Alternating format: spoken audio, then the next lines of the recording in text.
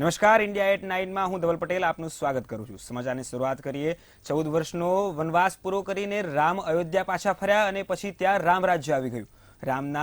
રામના રાજ પછી અયોધ્યાની હાલત શું હતી અને રામ મંદિરને તોડીને મસ્જિદ આખરે કોણે અને ક્યારે બનાવી તે જાણો અમારા આજના ખાસ અહેવાલમાં। સ્કંદગુપ્ત પોતાને માનતો હતો રામ।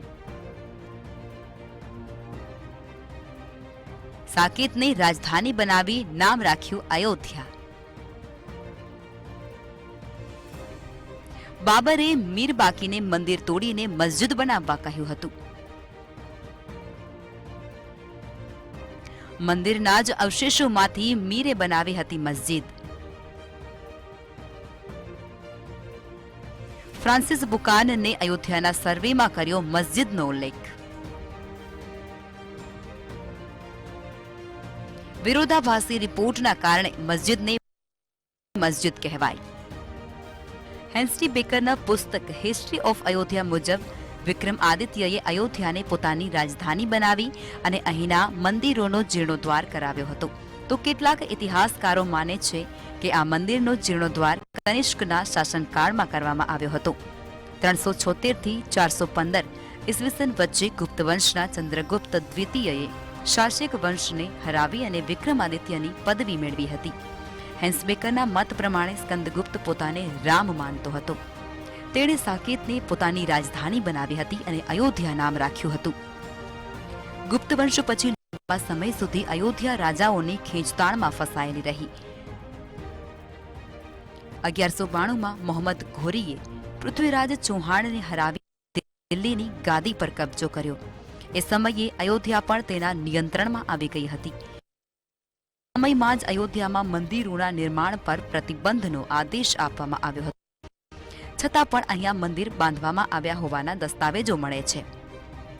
અયોધ્યા અ હિસ્ટ્રી પુસ્તકમાં જણાવ્યા પ્રમાણે 1528માં જાણી ફકીર ફઝલ કલંદરના કહેવા પર બાબરે પોતાના સિપાહી મીર બાકીને હુકમ આપ્યો હતો કે રામ જન્મસ્થાન મંદિરને તોડી અને ત્યાં મસ્જિદ બનાવો। 17 દિવસ સુધી હિન્દુઓ સાથે લડ્યા પછી મીર બાકી મંદિરમાં ઘૂસી શક્યો હતો, પરંતુ તે સમયે મૂર્તિઓ અદ્રશ્ય થઈ ચૂકી હતી અને ત્યારબાદ મીર બાકીએ બાબરના આદેશ મુજબ મંદિરના જ અવશેષોમાંથી મસ્જિદ બનાવી હતી અને આ વાત મસ્જિદની દિવાલો પર કોતરાયેલી હતી। બાબરનામાથી લઈ અને પછીના 240 વર્ષ સુધીના કોઈપણ ઐતિહાસિક દસ્તાવેજમાં જન્મભૂમિ મંદિરને તોડી અને મસ્જિદ બનાવવાનો કોઈ ઉલ્લેખ નથી મળતો, પરંતુ 1813માં ફ્રાન્સિસ બુકાનને અયોધ્યાનો સર્વે કર્યો હતો અને પોતાના રિપોર્ટમાં તેણે મસ્જિદનો ઉલ્લેખ કર્યો છે। તેણે લખ્યું છે કે હિન્દુઓનું માનવું છે કે મંદિરને ઔરંગઝેબે તોડાવ્યું હતું। અહીંયાની મસ્જિદ બહુ મોડર્ન છે અને તેના પર લખ્યું છે કે આને બાબરે બંધાવી હતી। આ વિરોધાભાસી રિપોર્ટના કારણે મસ્જિદને બાબરી મસ્જિદને કહેવાય છે। બુકાનના રિપોર્ટમાં 47 વર્ષ પહેલા 1776માં ઓસ્ટ્રેલિયા મૂળના પાદરી ટેફેન્થ થેલરે મંદિર તૂટવાનો પહેલો ઉલ્લેખ કર્યો હતો।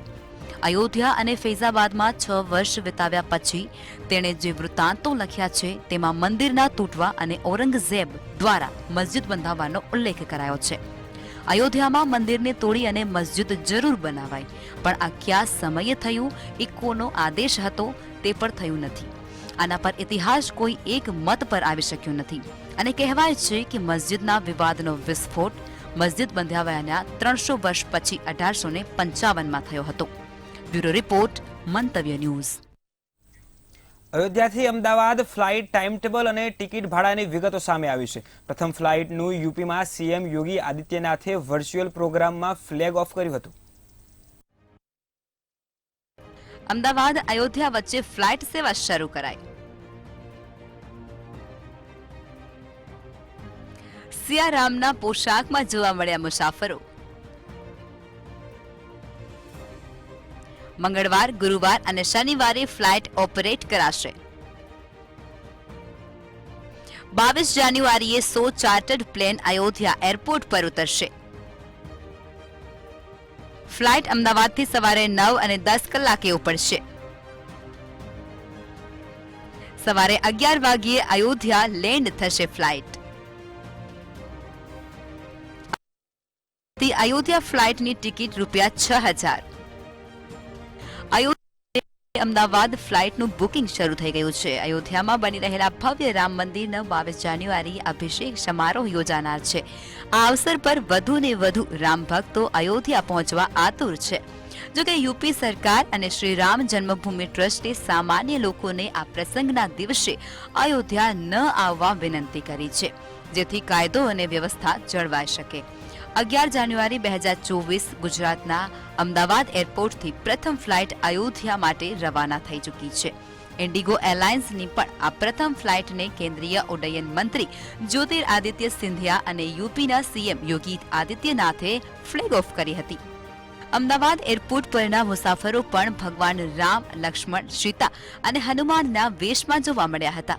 તમને જણાવી દઈએ કે અમદાવાદ અયોધ્યા વચ્ચે ઇન્ડિગો ફ્લાઇટ અઠવાડિયામાં 3 દિવસ ચાલશે. અમદાવાદ અને અયોધ્યા વચ્ચે મંગળવાર, ગુરુવાર અને શનિવારે ફ્લાઇટ ઓપરેટ કરવામાં આવશે. ફ્લાઇટ અમદાવાદથી સવારે 9 અને 10 કલાકે ઉપડશે અને સવારે 11 કલાકે અયોધ્યા લેન્ડ થશે. જ્યારે અયોધ્યાથી ટેક ઓફનો સમય સવારે 11 અને 30 કલાકનો રહેશે અને તે બપોરે 1 અને 40 કલાકે અમદાવાદ પહોંચશે. સીએમ યોગીએ આ અવસર પર કહ્યું, ઉત્તર પ્રદેશને ચોથું આંતરરાષ્ટ્રીય એરપોર્ટ બનાવવા માટે હું પીએમ નરેન્દ્ર મોદીનો આભારી છું. 30 ડિસેમ્બરે અયોધ્યા એરપોર્ટનું ઉદ્ઘાટન થયું હતું. આ સાથે જ દિલ્હી અયોધ્યા વચ્ચે હવાઈ સેવા શરૂ થઈ છે. તેમણે વધુમાં જણાવ્યું હતું કે 22 જાન્યુઆરીએ રામ મંદિરના પ્રાણ પ્રતિષ્ઠા સમારોહમાં ભાગ લેવા માટે લગભગ 100 ચાર્ટર્ડ પ્લેન અયોધ્યા એરપોર્ટ પર ઉતરશે. તેનાથી અયોધ્યા એરપોર્ટની ક્ષમતા પણ તપાસવામાં આવશે. ઉલ્લેખનીય છે કે જ્યારે ઇન્ડિગોએ અમદાવાદ અને અયોધ્યા વચ્ચે ફ્લાઇટ સેવા શરૂ કરવાની જાણકારી આપી હતી, ત્યારે તેનું ભાડું 4000 રૂપિયાની આસપાસ હતું. પરંતુ રામલલ્લાના પ્રાણ પ્રતિષ્ઠા અને દર્શન માટે ભીડને કારણે હાલમાં ફ્લાઇટની ટિકિટ ખૂબ જ મોંઘી થઈ ગઈ છે. 22 જાન્યુઆરીએ અમદાવાદ અયોધ્યા વચ્ચેની ફ્લાઇટની ટિકિટની કિંમત ઇન્ડિગોની વેબસાઇટ પર ₹6000 સુધી હાલ જોઈ શકાય છે. તમને જણાવી દઈએ કે ફ્લાઇટની કિંમતો ગતિશીલ છે, તેથી તેમની કિંમતોની માંગના આધારે વધતી અને ઘટતી રહેતી હોય છે. Bureau report, Mantavya news.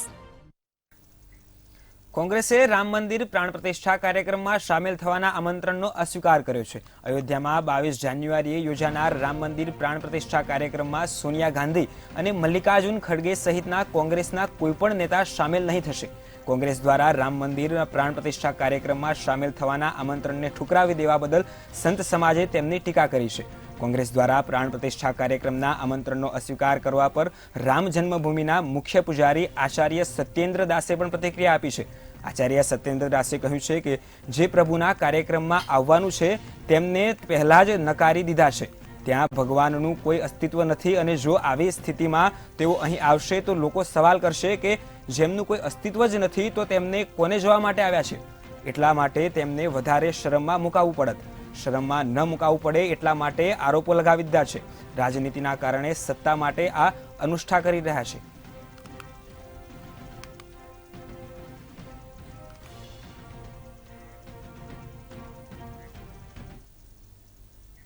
Bharat સાથે ચાલી રહેલા રાજદ્વારી વિવાદ વચ્ચે માલદીવના રાષ્ટ્રપતિ મોહમ્મદ મુઇઝ્ઝુએ ચીની રાષ્ટ્રપતિ શી જિનપિંગ સાથે મુલાકાત કરી હતી.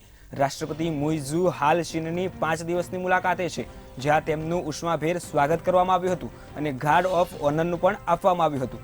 બંને નેતાઓએ કેટલાક મુદ્દાઓ પર વાતચીત કરી હતી. ચીનના સમર્થક ગણાતા મુઇઝ્ઝુ એવા સમયે ચીનની મુલાકાતે ગયા છે જ્યારે માલદીવ અને ભારત સાથે રાજદ્વારી વિવાદ ચાલી રહ્યો છે. વાસ્તવમાં માલદીવના કેટલાક મંત્રીઓએ વડાપ્રધાન નરેન્દ્ર મોદી વિરુદ્ધ વાંધાજનક ટિપ્પણીઓ કરી હતી. મુઇઝ્ઝુ આ પહેલા તેઓ ચીનના પ્રધાનમંત્રી લી ચિયાંગ અને ચીનના અન્ય સિનિયર નેતાઓ અને અધિકારીઓ સાથે પણ મુલાકાત કરશે. ભારતના માલદીવના બહિષ્કારના ચાલી રહેલા છે ટ્રેન્ડ વચ્ચે મુઇઝ્ઝુએ ચીનને અપીલ કરી છે કે તેઓ વધુને વધુ ચીની પ્રવાસીઓને માલદીવ મોકલે.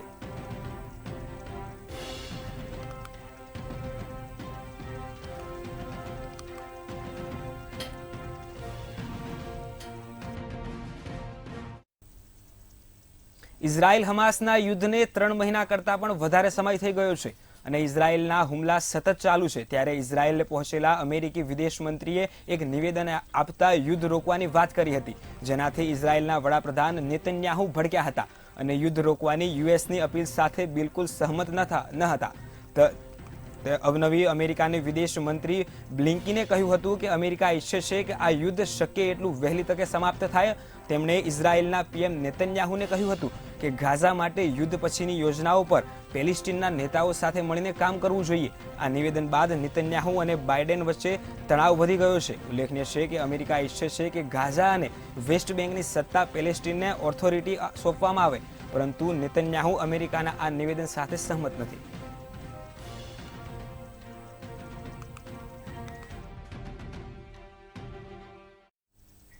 ભારત હવે કમજોર નથી રહ્યું. અંગ્રેજોની ધરતી પરથી રાજનાથસિંહે ચીનને જવાબ આપ્યો હતો. જાણીએ શું કહ્યું રાજનાથસિંહે આ વિશેષ અહેવાલમાં. ભારત અને ચીનના સૈનિકો વચ્ચે થયેલા ઘર્ષણ પર બોલ્યા રાજનાથસિંહ. અંગ્રેજોની ધરતી પરથી રાજનાથસિંહનો ચીનને જવાબ. ભારત હવે કમજોર નથી રહ્યું. બ્રિટન સાથે સમૃદ્ધ ભાગીદારી ઈચ્છે છે ભારત. ભારત સંરક્ષણ વસ્તુઓની નિકાસના મામલે ટોચના 25 દેશમાં. રાજનાથસિંહ હાલ બ્રિટનના પ્રવાસે છે. તેમણે કહ્યું છે કે વડાપ્રધાન મોદીના નેતૃત્વમાં ભારત સતત આગળ વધી રહ્યું છે. ભારત પહેલા રક્ષા સાધનો મામલે સૌથી મોટો આયાતકાર દેશ હતો. હવે ભારત સંરક્ષણ વસ્તુઓની નિકાસના મામલે ટોચના 25 દેશોમાં છે. તેમને ભારતના 2047 સુધીમાં વિકસિત દેશની પણ વાત કરી હતી અને બ્રિટન સાથે સારા સંબંધની પણ વાત કરવામાં આવી હતી. आज हम दुनिया के टॉप 25 कंट्रीज में हम आकर खड़े हो गए हैं डिफेंस आइटम्स एक्सपोर्ट करने के मामले में. अब 1,08,000 करोड़ से अधिक का हो गया हमारा डिफेंस प्रोडक्शन. ભારતના રક્ષા મંત્રી રાજનાથસિંહ હાલ બ્રિટનના પ્રવાસે છે અને આ દરમિયાન તેમણે ચીન વિશે એક મોટી વાત કહી છે. તેમણે કહ્યું છે કે ભારત ચીનને પોતાની હરીફ નથી માનતું. કદાચ ચીન એવું માને છે કે રાજનાથસિંહે કહ્યું, અમે કોઈને અમારા હરીફ નથી માનતા. 2020માં બંને વચ્ચે સામસામે લડાઈ થઈ અને અમારા સૈનિકોએ ચીનના સૈનિકોને માત આપી હતી. चाइना को मानते तो हैं, भारत का अपोनेंट है, मेजर अपोनेंट उसे मानते हैं. हम नहीं मानते, चाइना लोग मानते हैं. हम लोग तो किसी को अपोनेंट मानते ही नहीं, वो मानता है. लेकिन ग्लोबल टाइम्स में मिस्टर चैंग ने जो कुछ भी लिखा है, यदि उसकी धारणा बनी है तो मैं सोच रहा था क्यों धारणा बनी. मुझे लगा कि शायद 2020 में जो भारत और चीन के बीच फेस ऑफ हुआ था, उसमें हमारे सेना के जवानों ने जो करिश्मा दिखाया है, जो बहादुरी दिखाई है, शायद उसके कारण चाइना की धारणा भारत के बारे में बदल गई है कि भारत अब कमजोर भारत नहीं रहा, भारत अब दुनिया का ताकतवर देश बन गया है. તેમણે કહ્યું છે કે કદાચ આ જ કારણ છે કે ચીનનું ભારત પ્રત્યેનું વલણ બદલાયું છે. તેઓ સમજી ગયા છે કે ભારત હવે નબળું નથી. સંરક્ષણ મંત્રીએ કહ્યું કે પહેલા આપણે સંરક્ષણ સાધનોના સૌથી મોટા આયાતકાર હતા, પરંતુ હવે આપણે સંરક્ષણ વસ્તુઓની નિકાસના મામલે ટોચના 25 દેશોમાં છીએ. સાથે જ બ્રિટન લઈને રાજનાથસિંહે કહ્યું છે કે ભારત બ્રિટન સાથે સમૃદ્ધ ભાગીદારી ઈચ્છે છે. તેમણે કહ્યું છે કે ભારત અને બ્રિટનના સંબંધો ઘણા છે. બંને દેશ સાથે મળીને મહાન કામ કરી શકે છે. યુકેના સંરક્ષણ પ્રધાન ગ્રાન્ટ શેપ્સ સાથે યુકે ઇન્ડિયા ડિફેન્સ ઇન્ડસ્ટ્રીના સીટીઓ રાઉન્ડ ટેબલની સહ અધ્યક્ષતા કરતા રાજનાથસિંહે જણાવ્યું છે કે વડાપ્રધાન મોદીના નેતૃત્વમાં ભારત સતત આગળ વધી રહ્યું છે. તેમણે કહ્યું છે કે ભારતની અર્થવ્યવસ્થા સતત વધી રહી છે. ભારત 2047 સુધીમાં વિકસિત રાષ્ટ્ર બની શકે છે. અને આ દરમિયાન રાજનાથસિંહ ભારત અને બ્રિટન વચ્ચે વ્યૂહાત્મક ભાગીદારી પર ભાર મૂક્યો હતો. તમને જણાવી દઈએ કે બ્રિટનની મુલાકાત દરમિયાન રાજનાથસિંહ બ્રિટનના વડાપ્રધાન ઋષિ સુનક, રક્ષા મંત્રી ગ્રાન્ટ શિપ્સ અને વિદેશ મંત્રી ડેવિડ કેમરન સહિત ઘણા નેતાઓને મળ્યા હતા. 9 જાન્યુઆરીના રોજ રક્ષા મંત્રીએ લંડનમાં BAPS સ્વામિનારાયણ મંદિરની મુલાકાત લીધી હતી અને તે યુરોપિયન દેશોમાં પ્રથમ અધિકૃત પરંપરાગત રીતે બાંધવામાં આવેલા હિન્દુ મંદિર છે. Bureau report, Mantavya news. ખાલિસ્તાની આતંકી હરદીપસિંહ નિઝ્ઝરની હત્યા અને ગુરપવંતસિંહ પન્નુની હત્યાના પ્રયાસ મામલે કેનેડા અમેરિકાના આક્ષેપો વચ્ચે વિદેશ મંત્રી એસ જયશંકરે સ્પષ્ટ કહ્યું છે કે ભારતની દ્રષ્ટિએ અમેરિકા અને કેનેડા એક નથી. કેનેડાની અભિવ્યક્તિની સ્વતંત્રતાના નામે અલગદવાદ, આતંકવાદ અને ઉગ્રવાદને યોગ્ય કહી રહ્યો છે, પરંતુ અમેરિકા આવું કરતો નથી. અમે અમેરિકા અને કેનેડાને એક સરખા માનતા નથી. અમેરિકાને લાગ્યું હતું કે કોઈ મામલો છે, પરંતુ તેમની વાત સાચી છે કે નહીં તે અદાલત નક્કી કરશે. તેઓ અમારી પાસે આવ્યા અને કહ્યું કે જુઓ, અમારી આ સમસ્યા છે અને અમે તમને કહી રહ્યા છે. અમે ઈચ્છીશું કે તમે તપાસ કરો કે શું થઈ રહ્યું છે, પરંતુ કેનેડાએ આવું ન કર્યું. અમેરિકા કેનેડાની જેમ અભિવ્યક્તિની સ્વતંત્રતા નામે અલગતવાદ, આતંકવાદ અને ઉગ્રવાદને સમર્થન આપી રહ્યો નથી.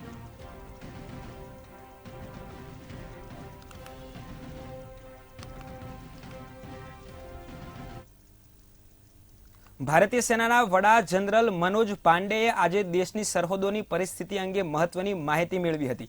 દિલ્હીમાં પ્રેસ કોન્ફરન્સ દરમિયાન જનરલ મનોજ પાંડેએ કહ્યું કે છેલ્લા 5 થી 6 મહિનામાં રાજૌરી અને પૂંછમાં સ્થિતિ અને આતંકવાદની ગતિવિધિઓના અમારા માટે ચિંતાનો વિષય બની છે.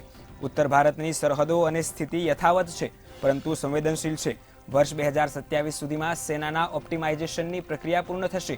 ત્યાર પછી સેનામાં અંદાજિત 1 લાખ લોકો ઓછા થઈ જશે. મેં સેનામાં એનિમલ ટ્રાન્સપોર્ટ ઓછું કરી દીધું છે. હવે તેની જગ્યા ડ્રોન લઈ લીધી છે.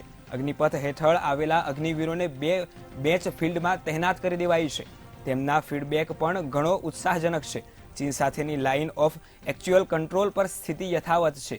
આમ છતાં અમે માની રહ્યા છીએ કે આ મુદ્દો સંવેદનશીલ છે અને સેના તેના પર ચાંપતી નજર રાખી રહી છે. મ્યાનમારની સ્થિતિ અંગે તેમણે કહ્યું છે કે મ્યાનમાર સ્થિતિ અમારા માટે ચિંતાનો વિષય છે. અમે ત્યાં થતી ગતિવિધિઓ પર ઝીણવટપૂર્વક નજર રાખી રહ્યા છીએ. મ્યાનમાર સેનાના 416 જવાન સરહદ પાર કરી ચૂક્યા છે.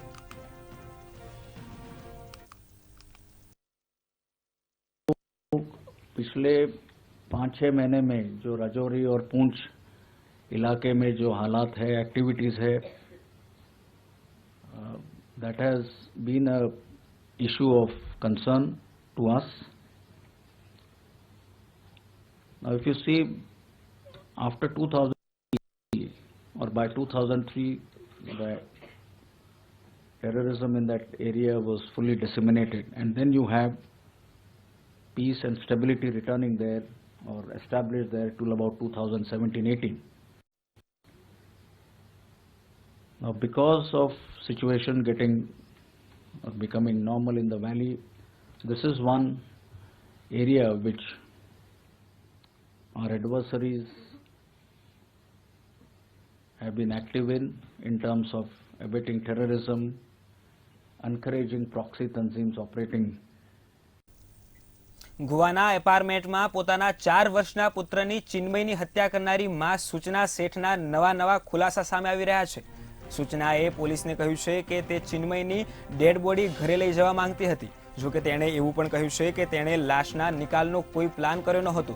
સૂચના ગોવાના એપાર્ટમેન્ટમાં આવ્યા બાદ બધો સમય રૂમમાં પુરાઈ રહી હતી. પોલીસે કહ્યું કે અમે તેને એક આયોજિત હત્યા કહીએ છીએ, કારણ કે તે ગયા શનિવારે કે જે રીતે તેના પુત્ર સાથે ગોવામાં ઉતરી હતી, પોતાના રૂમમાં બંધ કરી દીધા બાદ પુત્રની હત્યા કરી હતી અને તેના પુત્રના મૃતદેહને બેગમાં પેક કર્યો હતો અને તેના પુત્રના મૃતદેહને છુપાવવા માટે બેંગ્લોર જવા માટે ટેક્સી ભાડે લીધી હતી.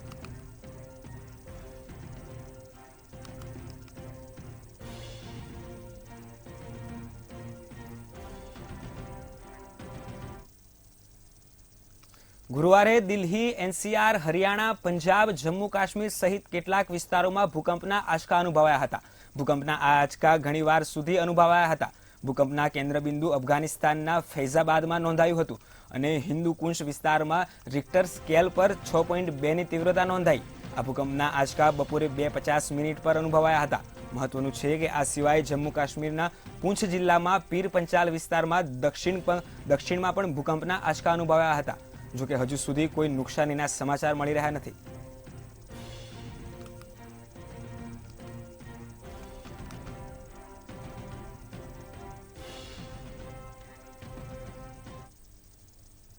યુરિયાની કિંમતમાં વધારો થતાં અખિલેશ યાદવ અને મનસુખ માંડવિયા વચ્ચે ઘર્ષણ થયું છે, જેમાં બંનેએ અપક્ષ પર પ્રહારો કર્યા છે. જેમાં અખિલેશ યાદવે સોશિયલ મીડિયા પ્લેટફોર્મ પર કહ્યું છે કે ભાજપ સરકાર ખેડૂતોનો શોષણનો વિકલ્પ બની ગઈ છે. યુરિયાની થેલીનું વજન હવે ઘટીને 40 કિલો થઈ ગયું છે. ખેડૂતો આ સાદું ગણિત સારી રીતે સમજી શકે છે. અગાઉ 45 રૂપિયા કિલો યુરિયાની કિંમત હવે 66.50 એટલે કે 1 કિલો યુરિયાની કિંમત અંદાજે 0.92 હતી, પરંતુ હવે 40 કિલોની કિંમત 66.50 થશે, એટલે કે એક સ્ટોકમાં અંદાજે 6.66 કિલોનો ભાવ થયા છે. યુરિયા 12%થી વધુ મોંઘું થઈ ગયું છે. જો ભાજપના શાસનમાં આ બોરીની ચોરી ચાલુ રહેશે તો એક દિવસ ખેડૂતોને ખાલી બોરીઓ જ મળશે. આગામી ચૂંટણીમાં ખેડૂતો ભાજપની ખેડૂત વિરોધી રાજનીતિ ખેતરો ખોદી કાઢશે. ત્યારે મનસુખ માંડવિયાએ ઉત્તર આપતા કહ્યું કે પ્રિય અખિલેશજી, સૌપ્રથમ હું તમને સ્પષ્ટતા કરવા માંગુ છું કે નીમ કોટેડ યુરિયા 45 કિલોની બેગ દીઠ 266.5 રૂપિયા ભાવે ઉપલબ્ધ હતું, હવે ઉપલબ્ધ છે અને ઉપલબ્ધ રહેશે. તેમજ પીએમ નરેન્દ્ર મોદીજીને ટેગ કરતા કહ્યું કે પીએમ નરેન્દ્ર મોદીજી કે જય અનુસંધાન નારા સાથ हम अपने ખેડૂતો के हित में एक नवू सल्फर कोटेड गोल्ड यूरिया बनाव्યું છે.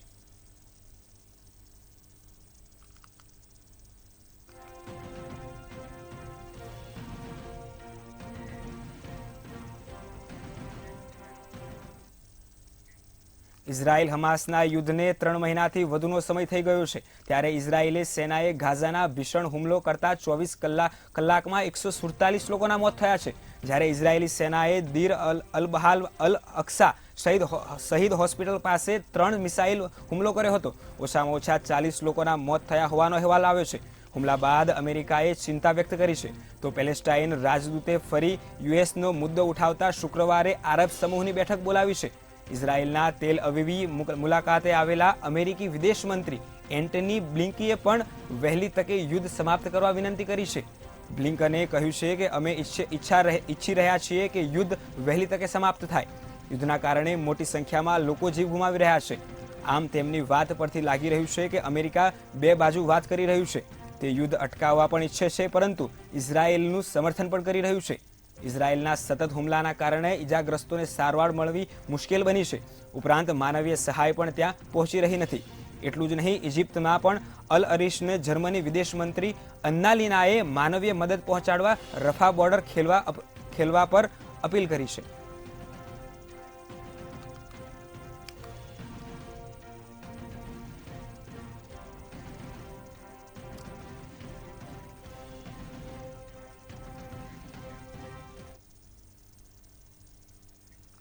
જમ્મુ કાશ્મીરના પૂર્વ મુખ્યમંત્રી અને પીડીપી પ્રમુખ મહેબૂબા મુફ્તી ગુરુવારે એક માર્ગ અકસ્માતમાં બચી ગયા હતા. દક્ષિણ કાશ્મીરના અનંતનાગ જિલ્લાના સંગમ વિસ્તારમાં મુફ્તીના વાહનને અકસ્માત નડ્યો હતો. અધિકારીઓના જણાવ્યા અનુસાર મહેબૂબાની કારને સંગમ વિસ્તારમાં રોડ કિનારે અકસ્માત નડ્યો હતો. સદનસીબે મહેબૂબા મુફ્તી ઘાયલ થયા ન હતા. જોકે અહેવાલો કહે છે કે તેમના ડ્રાઈવરને પગમાં નાની ઈજા થઈ હતી. એક પોલીસ અધિકારીએ આ ઘટનાની પુષ્ટિ કરી છે. પોલીસ અધિકારીએ કહ્યું છે કે અમે ઘટના સ્થળે પહોંચી ગયા છીએ.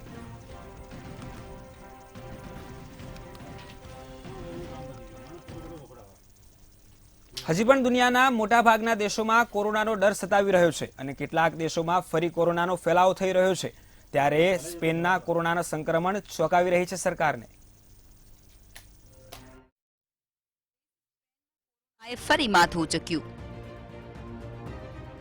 સ્પેનમાં કોરોનાના સંક્રમણે સરકારને ચોંકાવી દીધી. સ્પેનમાં માસ્ક ફરજિયાત કરાયું. સ્વાસ્થ્ય કેન્દ્રો પર માસ્ક પહેરવું ફરજિયાત કરાયું. સ્પેનમાં અત્યાર સુધી કોરોનાના 1.39 કરોડ કેસ નોંધાયા. સરકારે તકેદારીના ભાગરૂપે દેશના તમામ સ્વાસ્થ્ય કેન્દ્રો પર માસ્ક પહેરવું ફરજિયાત બનાવી દીધું છે. હાલમાં સ્પેનમાં કોરોના અને ફ્લૂના કેસ ચરમ પર પહોંચી ચૂક્યા છે. સ્પેનની સરકારે સ્વાસ્થ્ય કેન્દ્રો પર માસ્ક પહેરવાનું ફરજિયાત બાદ પ્રાઇવેટ ક્લિનિકો, દવાની દુકાનો પર પણ માસ્ક પહેરવા માટે લોકોને અપીલ કરાઈ રહી છે. જોકે તેની સામે લોકોમાં કચવાટ છે, પણ દેશના આરોગ્ય મંત્રી મોનિકા ગાર્સિયાનું કહેવું છે કે સુરક્ષા અને તકેદારી બહુ જ જરૂરી છે. જો 2 સપ્તાહમાં કોરોનાના કેસ ઓછા નહીં થાય તો સરકાર બીજા આકરા પગલાં પણ ભરશે. આખી દુનિયા જ્યારે કોરોનાના ભરડામાં ફસાઈ હતી ત્યારે યુરોપમાં સ્પેન પણ ઘણું પ્રભાવિત થયું હતું. 2020 બાદ સ્પેનમાં અત્યાર સુધી કોરોનાના 1.39 કરોડ કેસ નોંધાઈ ચૂક્યા છે અને 1.27 લાખ લોકો કોરોનાના કારણે જીવ પણ ગુમાવી ચૂક્યા છે. સ્પેનમાં કોરોનાનું જોર ઓછું થયા બાદ પણ લોકો ફેબ્રુઆરી 2023 સુધી જાહેર સ્થળોએ માસ્ક પહેરતા હતા. હવે કોરોના ફરી પ્રસરી રહ્યો છે ત્યારે સ્પેનમાં માસ્કની પણ ફરી એન્ટ્રી થઈ ચૂકી છે. Bureau report, Mantavya news. સમાચારમાં હાલ આટલું જ. મહત્વના સમાચાર જોવા માટે જોતા રહો મંતવ્ય ન્યૂઝ. નમસ્કાર.